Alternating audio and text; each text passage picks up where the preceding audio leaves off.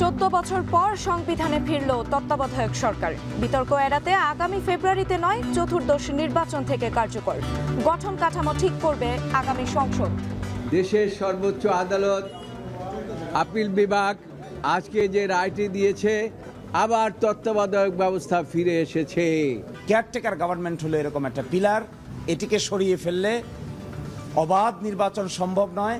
20 বছর পরে যদি মনে করে মানুষ এই ব্যবস্থা পচে গলে গেছে, এর থেকে ভালো কোনো ব্যবস্থা গণতন্ত্র সংরক্ষণের জন্য প্রয়োজন, সেটা অবশ্যই পার্লামেন্টের একটা ডিসক্রিপশন থাকবে। হাসিনার রায়কে ঘিরে ট্রাইব্যুনালের 3 বিচারক ও প্রসিকিউটরদের হত্যার হুমকির ঘটনায় 4 জন শনাক্ত, আটক 1। আফজাজুলের জেরাকে ঘিরে এজলাসে হট্টগোল।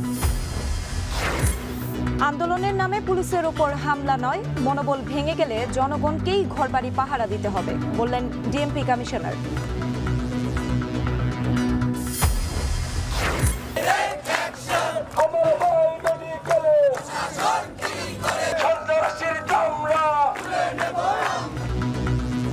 রাজশাহী বিশ্ববিদ্যালয়ের শিক্ষার্থীর ওপর হামলার প্রতিবাদে বিক্ষোভ, অবরোধ। শিক্ষক নিয়োগে কোটা বৈষম্যের অভিযোগে রাঙামাটিতে 36 ঘন্টার হরতাল। 34টি অস্ত্রোপচার শেষে 4 মাস পর বাড়ি ফিরল মাইলস্টোনের আরিয়ান। হাসপাতালের ছাড়পত্র পেল 34 জন, চিকিৎসাধীন আরও 2 জন।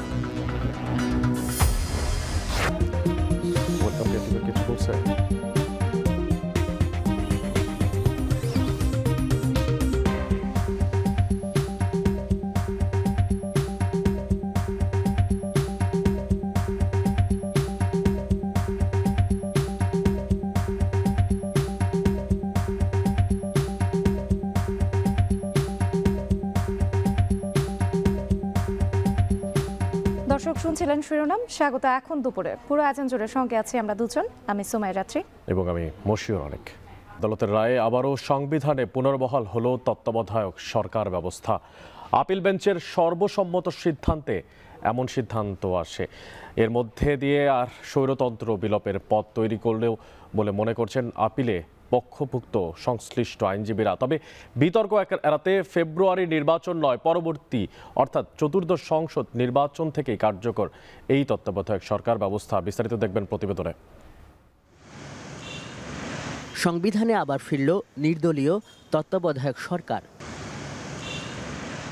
14 বছর পর আবার দেশের ইতিহাসে তুলনামূলক স্বচ্ছ নির্বাচনের প্রশংসার দাবিদার এই সরকার ব্যবস্থা স্বয়ংক্রিয়ভাবে যুক্ত হচ্ছে রাষ্ট্রের সর্বোচ্চ দলিলে। সকালে প্রধান বিচারপতি সৈয়দ রেফাত আহমেদের নেতৃত্বাধীন 7 সদস্যের আপিল বিভাগ দিনের 1 নম্বর কার্যসূচি হিসাবে রায় দেন তত্ত্বাবধায়ক সরকার ব্যবস্থা বাতিলের বিরুদ্ধে করা আপিলের। সংক্ষিপ্ত রায়ে প্রধান বিচারপতি বলেন, তত্ত্বাবধায়ক বাতিল করে দেয়া আগের আদালতের রায় ছিল কলঙ্কিত, যে কারণে সর্বসম্মতিক্রমে সেই রায় বাতিলের আপিল মঞ্জুর করেছে আপিল বেঞ্চ। পরে এ নিয়ে কথা বলেন এই আপিল মামলার পক্ষগুলো। বিএনপি ও জামাতের আইনজীবীরা বলছেন, তত্ত্বাবধায়ক ফিরিয়ে আনার আইনি লড়াইয়ে গণতন্ত্রকামী সব দলের ঐক্য প্রতিফলিত হয়েছে।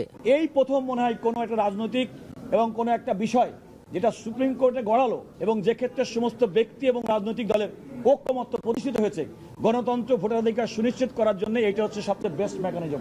Revive, restored but not enforceable. কার্যকর না, কার্যকর হবে prospectively. Prospective meaning thereby চতুর্দশ সংসদ নির্বাচনের পর থেকে, তার আগে নয়। আপিলকারী বদিউল আলম মজুমদার ও তার আইনজীবী এ রায়ে সন্তুষ্টি প্রকাশ করেন। তত্ত্বাবধায়ক পুনর্বহালের রায় হলেও এখনও তা কার্যকর না হয় বিতর্কের পথ বন্ধ হয়েছে জানান তারা। এই রায়টা খুবই ঐতিহাসিক, এটা বাংলাদেশের জন্য ঐতিহাসিক, কারণ বাংলাদেশে গত 15 বছর ধরে যে স্বৈরতান্ত্রিক ব্যবস্থা চালু হয়েছিল তার সূচনা হয়েছিল বিচারপতি খায়রুল হকের নেতৃত্বে দেয়া এই রায়ের মাধ্যমে। 3টি নির্বাচন আমাদের বিতর্কিত নির্বাচন হয়েছে, জালিয়াতি নির্বাচন হয়েছে, তো আমরা আশা করি তার অবসান ঘটবে। আমরা ভবিষ্যতে এর মাধ্যমে এই রিভিউ পিটিশন গ্রহণের মাধ্যমে আমাদের সুষ্ঠু নিরপেক্ষ নির্বাচনের পথ সুগম হবে। পরে উচ্চ আদালতের এই রায় নিয়ে ব্রিফ করেন অ্যাটর্নি জেনারেল। তিনি জানান, তত্ত্বাবধায়ক সরকারের গঠন আগের নিয়মে নাকি জুলাই সনদ অনুসারে হবে তা ঠিক করবে পরবর্তী সংসদ। এই রায়ের মাধ্যমে এমন কিছু আসবে না যেটা কোরআন বা বাইবেলিক হয়ে যাবে। 20 বছর পরে যদি মনে করে মানুষ এই ব্যবস্থা পচে গলে গেছে, এর থেকে ভালো কোনো ব্যবস্থা গণতন্ত্র সংরক্ষণের জন্য প্রয়োজন, সেটা অবশ্যই পার্লামেন্টের একটা ডিসক্রিপশন থাকবে। 1996 সালের মার্চে রাজনৈতিক দলগুলোর তুমুল আন্দোলনের মুখে সংবিধান সংশোধন করে তত্ত্বাবধায়ক যুক্ত করেছিল তৎকালীন বিএনপি সরকার। এরপর এই সরকার পরপর 3টি নির্বাচন অনুষ্ঠান করে, যা দেশের ইতিহাসে সবচেয়ে গ্রহণযোগ্য। তবে এই তত্ত্বাবধায়কের মাধ্যমে ক্ষমতায় এসে আদালতের পূর্ণাঙ্গ রায় প্রকাশের আগেই তা বাতিল করে দেয় আওয়ামী লীগ, যার ফলশ্রুতিতে দেশের ইতিহাসের তিনটি একতরফা নির্বাচন, স্বৈরতন্ত্র প্রতিষ্ঠা এবং সবশেষ গণঅভ্যুত্থানের মুখে আওয়ামী লীগের পতন, এমনটাই মনে করেন বিশ্লেষকরা। আজহার লিমন, এখন, ঢাকা। তত্ত্বাবধায়ক সরকার পুনর্বহালের রায় দেশে নতুন দিগন্ত উন্মোচন করবে বলে মন্তব্য করেছেন বিএনপির স্থায়ী কমিটির সদস্য আমির খসরু মাহমুদ চৌধুরী। তিনি বলেন, রায় বিএনপির দীর্ঘদিনের আন্দোলনের সফলতা।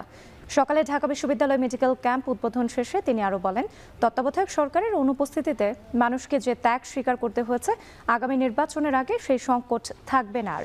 আমির খসরু আরও বলেন, তত্ত্বাবধায়ক সরকারের কাঠামো নিয়ে রাজনৈতিক দলের ভিন্ন মত থাকলেও আলোচনার মাধ্যমে তা সমাধান হবে। ধানের শীষের বঞ্চিতদের এনসিপিতে মনোনয়ন দেওয়ার ঘটনায় বিএনপির ভোটের মাঠে কোনো প্রভাব পড়বে না বলেও মন্তব্য করেন তিনি। বলেন, যারা যাবে তাদের সাথে বিএনপির কেউ আর থাকবে না।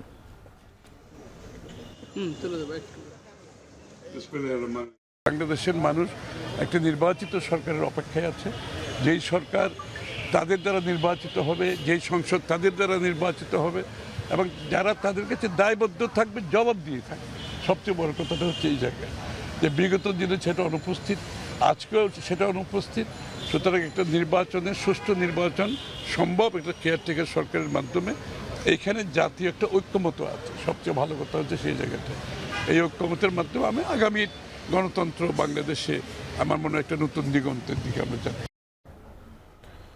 মানবতাবিরোধী অপরাধের মামলায় হাসিনার রায় ঘিরে ট্রাইব্যুনালের 3 বিচারক ও প্রসিকিউটরদের হত্যার হুমকির ঘটনায় 4 জনকে শনাক্ত করেছে আইন শৃঙ্খলা রক্ষাকারী বাহিনী। ইতিমধ্যে মোহাম্মদ শরীফ নামে একজনকে গ্রেফতারও করেছে পুলিশ। বৃহস্পতিবার প্রসিকিউটর তানভীর জোহা বিষয়টি নিশ্চিত করেছেন। 24-এর 5 আগস্টে সাভারের আশুলিয়ায় 6 মরদেহ পোড়ানো সহ 7 জনকে হত্যার দায়ে মানবতাবিরোধী অপরাধের মামলায় রাজসাক্ষী পুলিশের সাবেক এসআই শেখ আফজাজুল হকের জেরাকে কেন্দ্র করে ট্রাইব্যুনালে আসামি পক্ষ ও প্রসিকিউশনের মধ্যে তীব্র হট্টগোল হয়েছে। বৃহস্পতিবার আসামি পক্ষ ও প্রসিকিউশনের মধ্যে এই হট্টগোলের পর প্রায় 1 ঘন্টা ধরে বিচার কাজ বন্ধ থাকে। গতকাল জবানবন্দি গ্রহণ শেষে আফজাজুলকে আংশিক জেরা করেন আসামি পক্ষের আইনজীবী। আজ আবারও তাকে জেরা করেছেন আসামি পক্ষের আইনজীবী।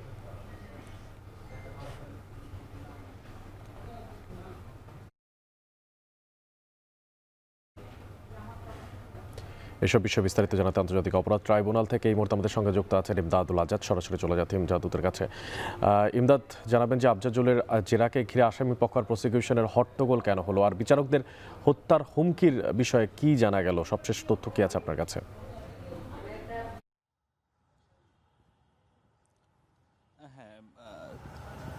24 জুলাই আগস্ট ঘিরে যে আন্দোলন, সেই অভ্যুত্থানের সময় গত বছরের 5 আগস্ট সাভারের আশুলিয়া থানার সামনে পুলিশ 6 আন্দোলনকারীকে গুলি করে হত্যা করার পরে তাদের লাশ পুড়িয়ে দিয়েছিল। এই পুড়িয়ে দেওয়ার এই যে মামলা, মানবতা বিরোধী অপরাধের যে মামলা, সেই মামলায় গতকাল রাজসাক্ষী হিসেবে সাক্ষ্য দিয়েছেন পুলিশের সাবেক এসআই শেখ আফজালুল। তিনি এই মানবতা বিরোধী মামলায় দ্বিতীয় কোনো রাজসাক্ষী। এর আগে রাজসাক্ষী হয়েছিলেন পুলিশের সাবেক আইজিপি চৌধুরী আব্দুল্লাহ আল মামুন। তো গতকাল তিনি রাজসাক্ষী হিসেবে এই আশুলিয়ার ঘটনার জবানবন্দি দিয়েছেন। গতকাল তাকে আংশিক জেরা করা হয়েছিল এবং আংশিক জেরা করার পর সেটি মুলতবি করা হয়েছিল। আজকে তাকে আবারও জেরা করা হয়। তো আজকে জেরা করার এক পর্যায়ে আসামিপক্ষ এবং প্রসিকিউশনের মধ্যে একটা হট্টগোল সৃষ্টি হয়। এই হট্টগোলের মধ্যে প্রায় 1 ঘন্টার মতো বিচার কাজ বন্ধ থাকে। গতকাল তিনি জবানবন্দিতে যেটি বলেছেন যে গত বছরের 5 আগস্ট শেখ হাসিনা সরকারের পতনের পর ছাত্র জনতা যখন বিজয় মিছিল বের করে, সেই মিছিলটি যখন আশুলিয়া থানার সামনে আসে, আশুলিয়া থানার সামনে আসার পরে আশুলিয়া থানার তখনকার ওসি সাইদের সরাসরি নির্দেশে এএসআই বিশ্বজিৎ সহ কয়েকজন পুলিশ সদস্য এই আন্দোলনকারীদের উপর সরাসরি গুলি চালায় এবং গুলি চালানোর ফলে কয়েকজন আন্দোলনকারী তাৎক্ষণিকভাবে রক্তাক্ত অবস্থায় মাটিতে পড়ে যান। তখন তার জবানবন্দিতে তিনি যেটি বলেছেন শেখ আফজালুর রহমান যে এই আন্দোলনকারীরা যখন মাটিতে পড়ে যান তখন ওই থানার ওসি সায়েদের নির্দেশে তখন ওই লাশগুলোকে একটি 3 চাকার ভ্যানে তোলা হয় এবং 3 চাকার ভ্যান থেকে পুলিশের আরেকটি পিকআপে তোলা হয় এবং তাকে জেরাতে প্রশ্ন করা হয়েছিল যে তখন তিনি এই বিষয়টি দেখেছিলেন কিনা। তিনি বলেছেন যে এই ঘটনাটা 5 আগস্টের এবং এই ভ্যানগুলো যখন পিকআপে তোলা হয় তখন তিনি কিছুটা নার্ভাস হয়ে যান। ওই থানার যে ওসি ছিলেন সাইদ এবং আরেকজন এএসআই তারা অন্য পরিকল্পনা করছিলেন, যার কারণে নার্ভাস হওয়ার কারণে তিনি তখন ওই থানা থেকে বেরিয়ে যান এবং এই 5 আগস্ট থেকে 15 আগস্ট তিনি ট্রমায় ছিলেন উল্লেখ করে তিনি আসলে থানায় আসেননি। পরবর্তীতে 15 আগস্ট এই ছিল আসলে ট্রাইব্যুনাল থেকে আমার কাছে সর্বশেষ। আন্তর্জাতিক অপরাধ ট্রাইব্যুনাল থেকে আমাদের সঙ্গে যুক্ত ছিলেন সহকর্মী ইমদাদুল আজাদ। আন্দোলনের নামে পুলিশের উপর হামলা নয়, মনোবল ভেঙে গেলে জনগণকেই ঘরবাড়ি পাহারা দিতে হবে বলে মন্তব্য করেছেন ডিএমপি কমিশনার শেখ মোহাম্মদ সাজ্জাদ আলী। বৃহস্পতিবার রাজধানীর ইস্কাটনে ডিবির সাইবার সাপোর্ট সেন্টারে উদ্বোধনী পরবর্তী সাংবাদিকদের এক প্রশ্নের জবাবে তিনি এই মন্তব্য করেন। তিনি বলেন, পুলিশ সহ জনগণের উপর হামলা হলে আত্মরক্ষায় গুলি চালানোর ক্ষমতা আইনে উল্লেখ আছে। আরও বলেন, মানুষের জীবন ও জানমালের নিরাপত্তা সহ 3টি ক্ষেত্রে আইনে পুলিশকে গুলি চালানোর নির্দেশনা দেওয়া আছে। সাইবার সাপোর্ট সেন্টার প্রসঙ্গে ডিএমপি কমিশনার জানান, জনগণের নিরাপত্তাকে অগ্রাধিকার দিয়ে ডিএমপি তার সক্ষমতা বাড়াচ্ছে। ভবিষ্যৎ বাংলাদেশের সাইবার নিরাপত্তার জন্য একটি উল্লেখযোগ্য পদক্ষেপ বলেও মন্তব্য করেন তিনি।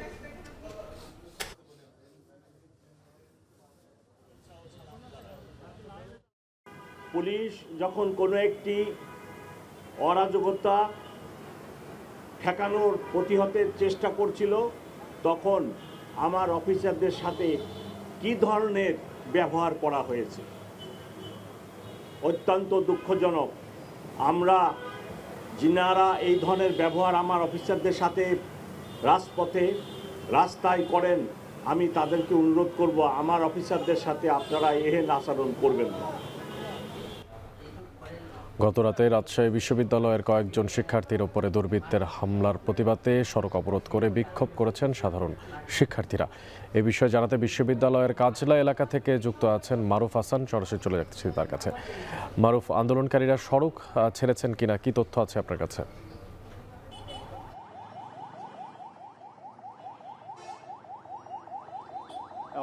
গতকাল রাজশাহী বিশ্ববিদ্যালয়ের 3জন শিক্ষার্থীকে আমার পিছনে যে কাজলা ক্যান্টিন আছে সেখানে কিন্তু মারধর করা হয়েছে।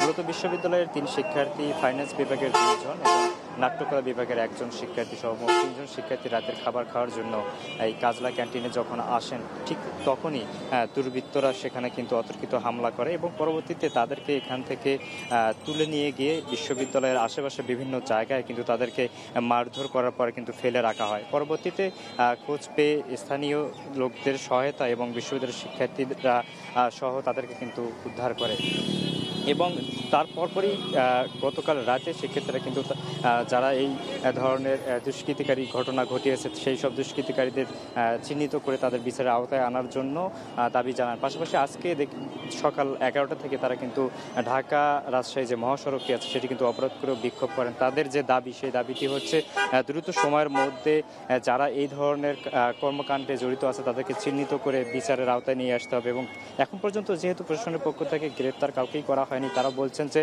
9 ঘন্টার মধ্যে তাদেরকে গ্রেপ্তার করতে হবে। 3টি আলটিমেটাম, 3 দফা দাবিতে তারা আলটিমেটাম দিয়ে মূলত তাদের আজকের যে বিক্ষোভ কর্মসূচি সেটি কিন্তু স্থগিত করেছে। তারা বলছেন যে 3 দফা দাবির প্রথম যে দাবিটি সেটি হচ্ছে 9 ঘন্টার মধ্যে তাদেরকে অবিলম্বে গ্রেপ্তার করতে হবে। দ্বিতীয় দফা হচ্ছে কাজলা ক্যান্টিনে যেখানে এই ঘটনাটি ঘটেছে সেই ক্যান্টিনটি বন্ধ করে দিতে হবে এবং শেষ যে দাবিটি সেই দাবিটি হচ্ছে যত দ্রুত সময়ের মধ্যে এই বিশ্ববিদ্যালয়ের কাজলা পুলিশ ফাঁড়িতে যেসব পুলিশ কর্মকর্তা সেই দিন রাতে ঘটনায় জড়িত ছিল এবং দায়িত্বরত ছিল সেই সব পুলিশ কর্মকর্তাদের অপসারণ করতে হবে। এই তিনটি দাবিতেই তারা মূলত প্রশাসনের আশ্বাসে এবং বিশ্ববিদ্যালয়ের প্রক্টরের আশ্বাসেই কিছুক্ষণ আগে তাদের যে বিক্ষোভ চলমান ছিল সেই বিক্ষোভটি কিন্তু স্থগিত করেছে। এখন আমরা দেখতে পাচ্ছি যে ঢাকা এবং রাজশাহী মহাসড়ক দিয়ে যান চলাচল স্বাভাবিক অবস্থায় আছে এবং স্বাভাবিকভাবে চলাচল করছে। তারা আরেকটি বিষয় বলেছেন যে যদি তাদের দাবি পূরণ না করা হয় তাহলে 9 ঘন্টা পরে তারা বড় ধরনের অবরোধ কর্মসূচি কিন্তু চালিয়ে যাবেন। আমরা এখানে শিক্ষার্থী যারা আছেন তাদের সঙ্গে কথা বলেছি, তারা বলছেন যে আমাদের বিভাগের শিক্ষার্থী এবং ফাইন্যান্স বিভাগের শিক্ষার্থী ফারাবি এবং রশিদ তাদেরকে কিন্তু এই ধরনের কর্মযজ্ঞের ভিতরে তাদেরকে দুষ্কৃতিকারীরা কিন্তু হামলা করে। বিশ্ববিদ্যালয়ের শিক্ষার্থীদের দাবি যদি পূরণ না হয় তারা কিন্তু তাদের পরবর্তী কর্মসূচি জানিয়ে দেবেন। অনেকেই ছিল রাজশাহী বিশ্ববিদ্যালয় কাজলাগের থেকে আমার কাছে সবশেষ তথ্য। বিশ্ববিদ্যালয় ক্যাম্পাসের কাজলা মোড় থেকে যুক্ত ছিলেন আমাদের সঙ্গে সহকর্মী মারুফ হাসান, জানাচ্ছিলেন সবশেষ খবরাখবর। এদিকে শিক্ষক নিয়োগে কোটা বৈষম্যের অভিযোগে রাঙামাটিতে হরতাল প্রত্যাহার হয়েছে। বন্ধ ছিল দোকানপাট, এছাড়া সড়ক আর নৌযান চলাচল বন্ধ থাকায় সীমাহীন ভোগান্তিতে পড়েন সাধারণ যাত্রী আর পর্যটকরা। এ নিয়ে আরও খবরাখবর জানানোর জন্য রাঙামাটি থেকে আমাদের সঙ্গে যুক্ত আছেন জিয়াউর রহমান জুয়েল। জুয়েল, জানতে চাই যে আসলে হরতাল প্রত্যাহারের পর যান চলাচল শুরু হলো কিনা, আর দোকানপাট খুলতে শুরু করেছে কিনা, কি তথ্য আছে আপনার কাছে?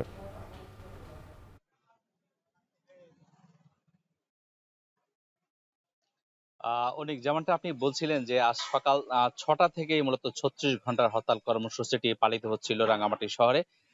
এর মধ্যে ঠিক 2টার আগেই রাঙ্গামাটি জেলা পরিষদের চেয়ারম্যান নিজেরাই ওখানে যারা অন্যান্য যে সদস্যরা রয়েছেন নির্বাহী কর্মকর্তা সব বৈঠক করে আগামীকালের যে পরীক্ষাটি রয়েছে সহকারী শিক্ষক প্রাথমিক বিদ্যালয় সেই পরীক্ষাটি তারা স্থগিত করেছে এবং পরবর্তীতে এটি জানিয়ে দেওয়ার হবে বলে একটি প্রেস রিলিজ আমাদেরকে দিয়েছেন।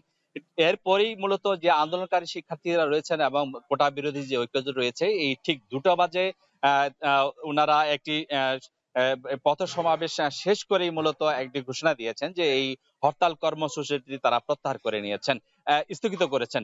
মূলত এটি তারা আন্দোলন হিসেবে অব্যাহত রাখবেন, কারণ এরই মধ্যে তারা 6টি দাবি উত্থাপন করেছেন। এর মধ্যে যেটি রয়েছে যে সর্বশেষ যে হাইকোর্ট থেকে যে আদেশ দেওয়া হয়েছিল 93% মেধা এবং 7% যে কোটা সেটি যেন পরিপালন হয় এবং অন্যান্য অনেকগুলো দাবি সেখানে সংবলিত ছিল। 24 ঘন্টার আলটিমেটাম দেওয়ার পরেই তারা আসলে এই কর্মসূচিটি দিয়েছেন।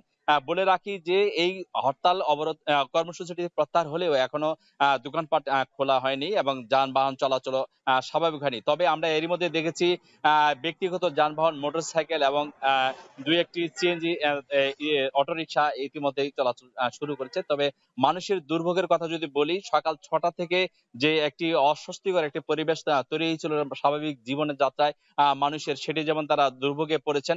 বিশেষ করে আপনি জানেন যে রাঙ্গামাটি শহর একটি পর্যটন শহর, সেখানে পর্যটক যেমন রয়েছেন এবং রাঙ্গামাটি শহরের সঙ্গে যে আরো 10টি উপজেলা রয়েছে সেখান থেকে আসলে মানুষজন রাঙ্গামাটি শহরে আসেন।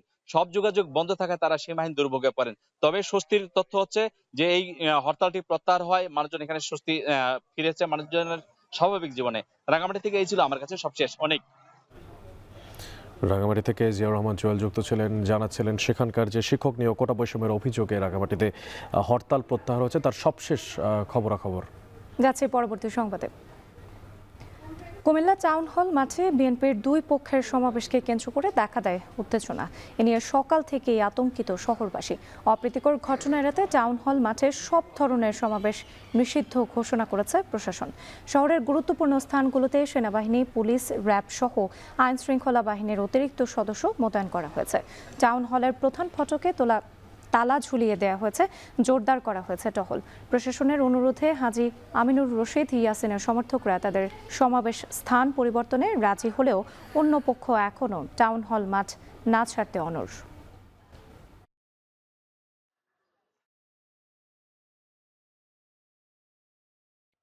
চৌত্রিশটি অস্ত্রোপচার শেষে 4 মাস পর বাড়ি ফিরল মাইলস্টোনের আরিয়ান। আর এই নিয়ে ওই দুর্ঘটনার বার্ন ইনস্টিটিউটে ছড়ালো হাসপাতালের ছাড়পত্র পেল 34 জন। আগামী সপ্তাহে চিকিৎসাধীন বাকি 2 জন ছাড়পত্র পাবে। বিস্তারিত দেখবেন প্রতিবেদনে। মাইলস্টোন বিমান দুর্ঘটনায় কেটে গেছে 4 মাসের বেশি। অনেকের স্মৃতিতে ঝাপসা হয়ে গেছে সেদিনের সেই ভয়াবহতা, আত্মচিৎকার, কান্না, আহাজারি। কিন্তু যারা চলে গেছে তাদের স্বজন, সহপাঠী, বন্ধুরা ভোলেনি, আর ভুলতে পারেনি হাসপাতালে চিকিৎসাধীনরা। 21 জুলাই এই নগরে ঘটে যাওয়া দুর্ঘটনায় 40% দগ্ধ নিয়ে অনেকের একজন 12 বছরের বাবাহারা আরিয়ান। কোনো রকম বেঁচে গেলেও দুঃসহ যন্ত্রণা বয়ে বেড়াতে হয়েছে 122 দিন। এই সময়ে হাসপাতালে তার পুড়ে যাওয়া শরীরে 34 বার অস্ত্রোপচার হয়েছে। 3 বার জীবন মৃত্যুর সন্ধিক্ষণে তাকে আইসিইউতে যেতে হয়েছে 8 বার। কিভাবে এই কঠিন যুদ্ধ পার করে পৃথিবীর আলোতে আরিয়ান কাটাবে জানালো তার আকাঙ্ক্ষার কথা। আমার খুব ভালো ফিল হচ্ছে। আমার কোনো নিজের মধ্যে আমি অসুস্থতা ভাব রাখতেছি না, যে বাহার যেতেছি। আমি চিন্তা করছি আমি সুস্থ একদম। আমি চিন্তা করতে চাচ্ছি না যে আমি এখনও একটু অসুস্থ আছি, আমার কানের সমস্যা হচ্ছে এখনও, কিন্তু আমি ওগুলো চিন্তা করতে চাই না। যে আমি চাচ্ছি যে আমি একদম সুস্থ, আগে জীবনটা ফিরে নিতে চাই। আমার ফুটবল খেলা খুব পছন্দ। আমি চাই আমি তাড়াতাড়ি সুস্থ আবার আগের মতো ফুটবল খেলবো। সন্তানের ঘরে ফেরার দিনে অশ্রুসিক্ত ছিলেন আরিয়ানের মা। কৃতজ্ঞতা জানালেন চিকিৎসক সহ সংশ্লিষ্টদের। আমি কখনো আশা করিনি আইসিইউ থেকে আমার বাবাটা আমার কাছে আসবে।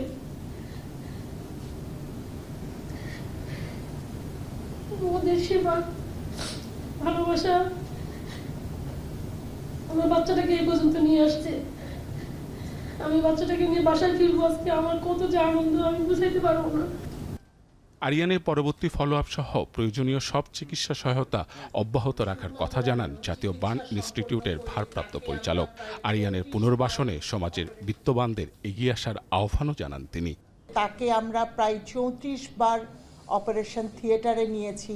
এর মধ্যে অনেকগুলা ড্রেসিং ছিল এবং আন্ডার অ্যানেস্থেশিয়া ড্রেসিং এবং অনেকগুলো সার্জারি করা লেগেছে। আমরা ক্রিটিক্যাল রোগী হিসাবে ওর চিকিৎসা শুরু করি এবং প্রথমে চিকিৎসার পর আমরা বিভিন্ন ইউনিটে ভাগ করে দেওয়ার পরে পরবর্তীতে অরেঞ্জ ইউনিটে ওর চিকিৎসা চলে, যদিও পুরো হসপিটালের সবাই এই চিকিৎসার সাথে জড়িত ছিলেন। আমাদের যারা এখানে কাজ করেন তারা এক ধরনের মোটিভেটেড হইতে কাজ করেন।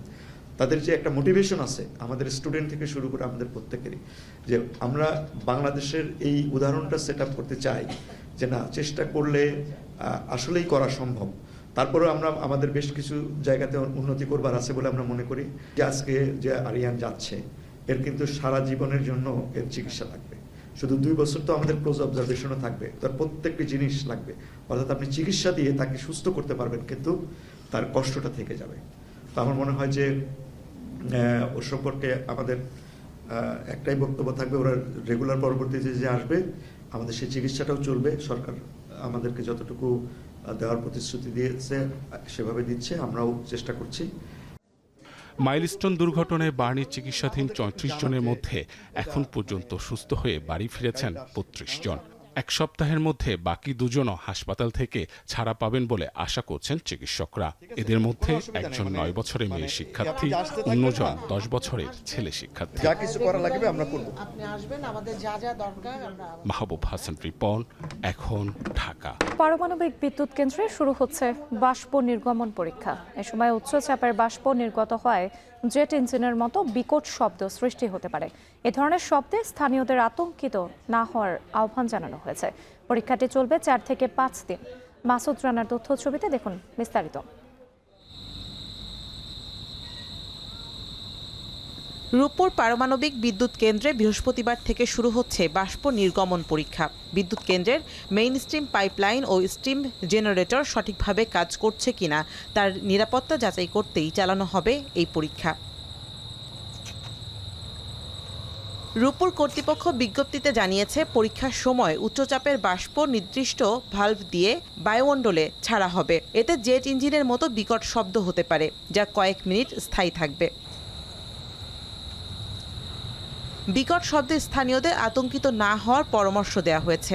কর্তৃপক্ষ বলছে, এই শব্দ সম্পূর্ণ স্বাভাবিক, পূর্ব নির্ধারিত ও নিরাপদ, যা মানুষ বা পরিবেশের জন্য কোনো ঝুঁকি তৈরি করবে না। তবে স্থানীয়রা বলছেন, এর আগেও এমন পরীক্ষা হয়েছে।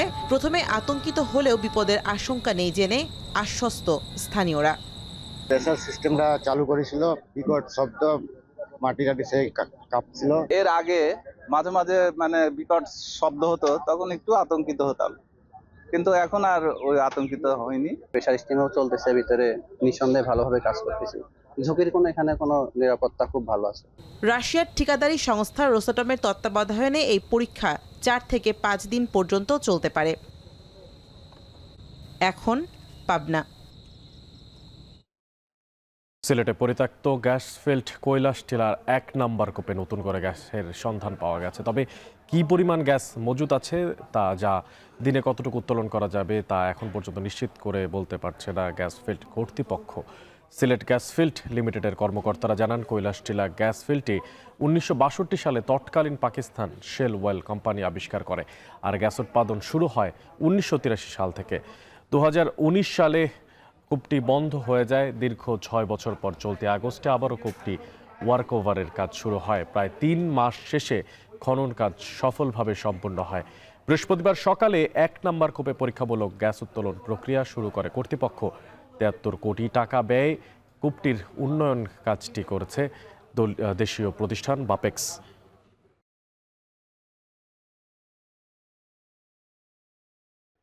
নিলামে বিক্রি করা 48 লাখ টাকার ফেব্রিক্স সহ চট্টগ্রাম বন্দর থেকে ফের গায়েব আরেকটি কন্টেইনার। এ নিয়ে গেল 9 মাসে 2 কোটি টাকার কাপড় সহ নিলামের 3টি কন্টেইনার চুরি হলেও হদিস মেলেনি একটিরও। বন্দর ও কাস্টমস কর্তৃপক্ষ আলাদা তদন্ত কমিটি করলেও কোনো কুল কিনারা করতে না পারায় ক্ষতির মুখে বিডাররা। কাস্টমস কর্তৃপক্ষ বলছে, পণ্যের খোঁজ মিলবে কিনা সেটা চূড়ান্তভাবে জানাতে বন্দরকে একাধিক চিঠি দেওয়া হয়েছে। বন্দর কর্তৃপক্ষ কোনো উত্তর না দেওয়ায় বিডারদের অর্থ ফেরত দেওয়া যাচ্ছে না। বিস্তারিত জানাচ্ছেন হাজার শিউলি। চট্টগ্রাম কাস্টমস হাউজের নিলাম থেকে গত ফেব্রুয়ারিতে শুল্ক কর মিলিয়ে 1 কোটি 7 লাখ টাকায় 27 মেট্রিক টন ডেনিম ফেব্রিক্স কেনেন বিডার সেলিম রেজা। কিন্তু সে কন্টেইনার বন্দর থেকে গায়েব হওয়ায় 9 মাসেও পণ্য বুঝে পাননি তিনি। একইভাবে জুলাই মাসে বন্দরের জিআর ইয়ার্ড থেকে গায়েব হয় 42 লাখ টাকা মূল্যের কাপড় সহ আরেকটি কন্টেইনার। সবশেষ গত 22 অক্টোবর ফারজানা ট্রেডিং নিলাম থেকে কেনা 48 লাখ টাকা মূল্যের কাপড় ডেলিভারি নিতে গেলে জানানো হয় কন্টেইনারটি নেই। সব মিলিয়ে প্রায় 2 কোটি টাকা মূল্যের কাপড় সহ 9 মাসে 3টি কন্টেইনার হারালেও সেগুলোর হদিস দিতে পারছে না বন্দর। সবশেষ 80 লাখ টাকা মূল্যের আরেকটি কাপড়ের কন্টেইনারের মূল্য পরিশোধের আগে খোঁজ নিতে গেলে বিডার জানতে পারেন সেটি ইয়ার্ডে নেই। বিডারদের অভিযোগ, পণ্যের মূল্য ও শুল্ক কর সহ পরিশোধিত অর্থ ফেরত পেতে কাস্টমস হাউজে মাসের পর মাস ধর্ণা দিলেও কোনো অগ্রগতি নেই। আর বন্দর পণ্যের রক্ষক হলেও নিখোঁজের দায় এড়াতে তদন্তের দোহাই দিয়ে কেবল সময় ক্ষেপণ করছে। আমরা তো মনে করি অবশ্যই কন্টেইনার চুরি হয়ে গেছে, তাহলে অবশ্যই বন্দর সিকিউরিটি কর্তৃপক্ষ দায়ী। তারা বলতেছে তারা তদন্ত করতেছে, কিন্তু তারা তদন্ত কতদিন করবে, কতদিন আমরা রেজাল্ট পাবো, এই বিষয়ে কিন্তু কোনো সুরাহা নেই। আমার যে কন্টেইনারটা মিসিং, এই মিসিং কন্টেইনার আমাকে ডেলিভারি দিতে পারতেছে না, এই বিষয়ে মানে কাস্টমস কর্তৃপক্ষর কোনো ধরনের কোনো মাথা ব্যথা আমি দেখছি না। যদি 10 মাস আমার এই টাকাটা আটকে থাকে 1 কোটি 7 লাখ, তাহলে আমার ব্যবসা বাণিজ্য তো বন্ধ। এই বিষয়ে চাপে থাকার কথা স্বীকার করে নিলাম শাখার এই কর্মকর্তা বলছেন, নিখোঁজ 3টি কন্টেইনারের সন্ধান মিলবে কিনা সেটি জানাতে বন্দরকে 11টি চিঠি দেওয়া হয়েছে। কিন্তু এ বিষয়ে বন্দর চূড়ান্তভাবে কিছু না বলায় বিডারদের টাকা ফেরতের প্রক্রিয়া শুরু করা যাচ্ছে না। এই নিয়ে 2 সংস্থা পৃথক তদন্ত কমিটি গঠন করলেও এখনো প্রতিবেদন দেয়নি। হারানো কন্টেইনার বিষয়ে 2টি কমিটি কাজ করছে, যেটা হচ্ছে বন্দরের একটি কমিটি, অভ্যন্তরীণ কমিটি গঠিত হয়েছে এবং কাস্টম হাউস চট্টগ্রামের পক্ষেও কিন্তু একটি কমিটি গঠিত হয়েছে। বন্দর যদি একটা আমাদেরকে লিখিতভাবে জানায় যে আমরা আসলে এই কন্টেইনারগুলো ফেরত দিতে পারবো না বা এই পণ্য ডেলিভারি দেওয়া সম্ভব হবে না, তখন থেকে কিন্তু আমরা সেই চিঠির প্রেক্ষিতে কিন্তু আমরা রিফান্ড প্রসেসটা শুরু করতে পারি। নিলাম আয়োজকরা বলছেন, যে কোনো পণ্য ডেলিভারি নিতে গেলে দীর্ঘ প্রক্রিয়া ও নিরাপত্তার বিভিন্ন ধাপ পার করতে হয়। এরপরেও বন্দরের সংরক্ষিত এলাকা থেকে মূল্যবান কাপড় সহ 40 ফিটের 3টি কন্টেইনার কিভাবে বের হলো, এই নিয়ে প্রশ্ন তুলেছেন তারা। এতে নিলামে বিডারদের অংশগ্রহণ কমেছে বলে অভিযোগ তাদের। এলপি অফিসারে কাজ করতে হয়, ওয়ান স্টপে কাজ করতে হয়, টার্মিনাল ভবনে কাজ করতে হয়, কন্টেনার কিপ ডাউনের জন্য সাইড পাওয়ারের সাথে কাজ করতে হয়। 3 থেকে 4টা স্টেপ, সিকিউরিটি স্টেপ পার হয়ে ফাইনালি গাড়িটা বের হয় আর কি। তো এতগুলো স্টেপের মাধ্যমে কীভাবে আসলে এই ধরনের কন্টেইনার গায়েব হবে এটা বোধগম্য নয়। এসব ঘটনায় তদন্ত চলছে জানালেও কোনো বক্তব্য দেয়নি বন্দর কর্তৃপক্ষ। এতে নিলামে বিরূপ প্রভাব পড়ার কথা স্বীকার করেছেন কাস্টমস কর্তৃপক্ষ। হাজরা শিউলি, এখন, চট্টগ্রাম। শেষ করছি এখন দুপুর। তবে যাওয়ার আগে শিরোনামগুলো জানিয়ে দিচ্ছি আরও একবার। 14 বছর পর সংবিধানে ফিরল তত্ত্বাবধায়ক সরকার। বিতর্ক এড়াতে আগামী ফেব্রুয়ারিতে নয়, চতুর্দশ নির্বাচন থেকে কার্যকর। গঠন কাঠামো ঠিক করবে আগামী সংসদ। দেশের সর্বোচ্চ আদালত আপিল বিভাগ আজকে যে রায়টি দিয়েছে, আবার তত্ত্বাবধায়ক ব্যবস্থা ফিরে এসেছে। কেয়ারটেকার গভর্নমেন্ট হলো এরকম একটা পিলার, এটিকে সরিয়ে ফেললে অবাধ নির্বাচন সম্ভব নয়। 20 বছর পরে যদি মনে করে মানুষ এই ব্যবস্থা পচে গলে গেছে, এর থেকে ভালো কোনো ব্যবস্থা গণতন্ত্র সংরক্ষণের জন্য প্রয়োজন, সেটা অবশ্যই পার্লামেন্টের একটা ডিসক্রিপশন থাকবে। হাসিনার রায়কে ঘিরে ট্রাইব্যুনালের 3 বিচারক ও প্রসিকিউটরদের হত্যার হুমকির ঘটনায় 4 জন শনাক্ত।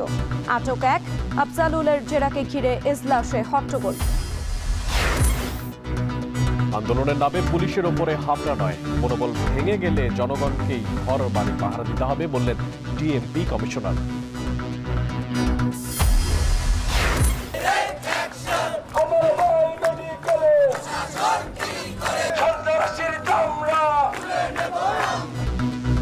রাজশাহী বিশ্ববিদ্যালয়ের শিক্ষার্থীর উপর হামলার প্রতিবাদে বিক্ষোভ অবরোধ। শিক্ষক নিয়োগে কোটা বৈষম্যের অভিযোগে রাঙামাটিতে 36 ঘন্টার হরতাল। 34টি অস্ত্রোপচার শেষে 4 মাস পর বাড়ি ফিরল মাইলস্টোনের আরিয়ান। হাসপাতালে ছাড়পত্র পেল 34 জন, চিকিৎসাধীন আরো 2 জন। শেষ করছি এরই মাঝখানে এখন দুপুর। এখন টেলিভিশন ওয়েবসাইটে দেখতে ভিজিট করুন www.এখন.tv। এছাড়া ফেসবুকে দেখতে ভিজিট করুন facebook.com/tv.এখন এবং ইউটিউবে এখন টেলিভিশন দেখতে ভিজিট করুন youtube.com/c/echontv।